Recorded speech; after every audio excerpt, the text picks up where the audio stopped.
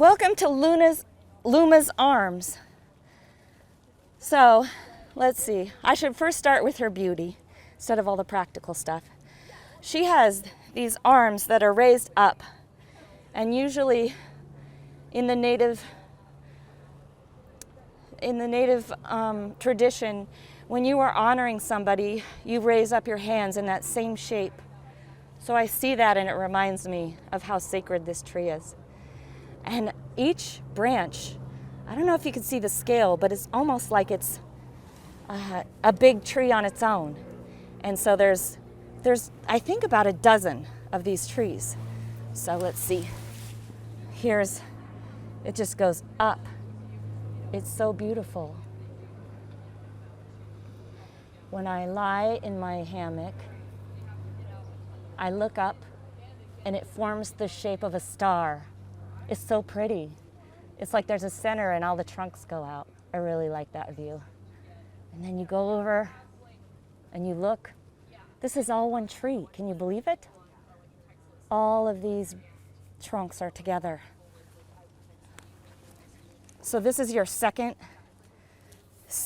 branch. Let's see if I can get down there.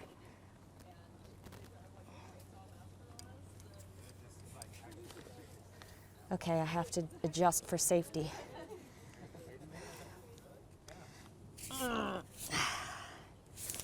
Okay. Let's see if I move this. Look at how that trunk splits out. And on the ground, there's a huckleberry.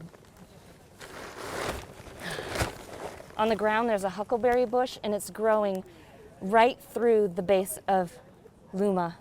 It's really beautiful. I like this time of day. It's the shadows start to come, and then I also like twilight.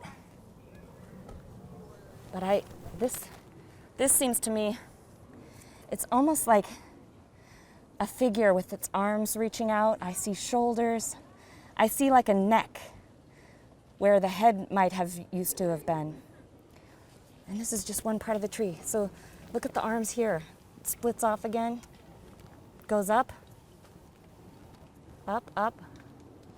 And those trees still keep coming. It's absolutely beautiful. Too bad everyone can't be here. Okay, so then this is I would call the bedroom where you sleep. And this hammock is really comfortable, and the view is amazing because you just look up at that view that I showed you earlier. And then one thing to note is, let me see, I gotta make a move here carefully and safely.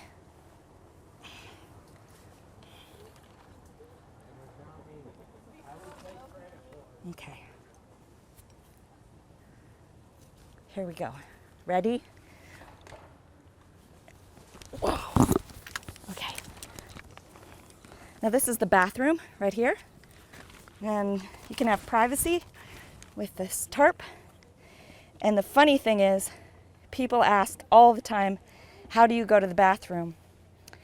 And what I like to say is, you have to be creative and you have to be careful. And I would say when I look next door, that's what we're asking the developers to do, is to be creative and to be careful when they make their plans to develop land. Okay, so that's the bathroom, but here are just yet more trunks.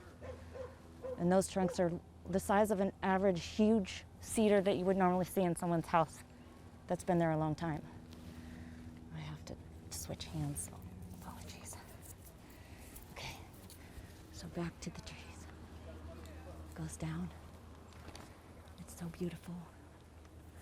I'll just try to block the sun so you can see.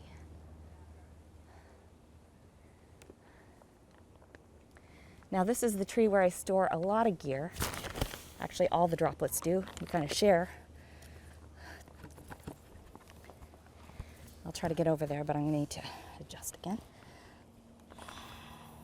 see. I have to make sure all these knots are proper.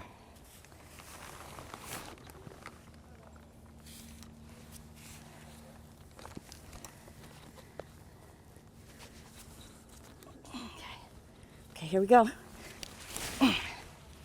Okay, so there's a 5-gallon bucket. That's full of dried foods so that we can stay here for as long as we can. For instance, if we're surrounded and people are kicked out, whoever's stuck in this tree is going to live here until Luna says that she's safe. But the rest of the stuff, like my fork, knife, and spoon, everything has to be attached so it doesn't fall to the ground and hurt somebody. So literally everything you can think of, all of your toiletries, you got to have them on a line. You got to have your helmet and your hat clipped in. Let's see, what else? Oh, your notebook has to be clipped in. Your notebook has to be clipped in because you don't want your most intimate thoughts on the ground where anyone could read them. And I'll just show you one last thing. The coffee mug. We love coffee. I don't see it right now, but even the water bottle has to be tied in. You just don't want anything at all dropping and hurting somebody. So in this camp, safety is extremely, extremely important. So we take it seriously. There's our huge gallon of water, not gallons and gallons of water, so that we can stay up here, whoever's in here, if anything happens. You know, we don't think anything's going to happen, but you have to be prepared for anything. And so the message is, to any developer, just don't try to do anything, because you're just going to bring the people together and they're just going to get stronger and it's just going to get harder. All right. Now what we do is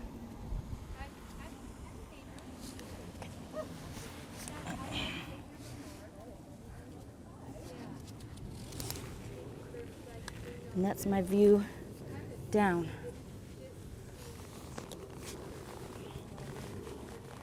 I didn't really introduce myself, but I'm Droplet, and my job is to help tell her story and share the best way I can how beautiful she is and how important she is to this community. Just absolutely amazing. Okay, now you're going to ride back in the bucket like everything does. And all the supplies are put up and down by this bucket. This is kind of like the lifeline. All right, bye for now. And don't forget to come and visit Luma. I always say Luna. Don't forget to come and visit Luma. She loves hugs, she loves rose petals, she loves handmade drawings, she loves prayers. And water. So we're watering her drip line because she's kind of stressed and it's kind of hot. So normally a tree this way doesn't need to be watered, but under these circumstances, we want to do everything we can to make her as comfortable and as calm as possible. Okay. Just keep Luma in your prayers.